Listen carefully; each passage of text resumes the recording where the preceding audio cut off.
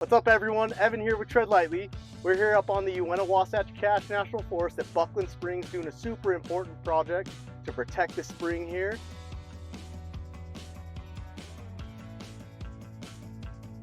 This meadow has regrown in from some illegal use and just poor dispersed recreation usage.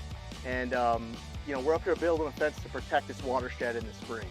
So big thanks for everyone who came out and helped us today. This is a very important recreational area. It's a fantastic place here on the Wasatch Cache to come and recreate, camp, drive, do whatever it is that you like to do. We ask everybody that comes up here, please follow the signs, be respectful of our access up here, keep your wheels on the trail, and we'll have future access for years to come. And we want to thank Can-Am for making this possible.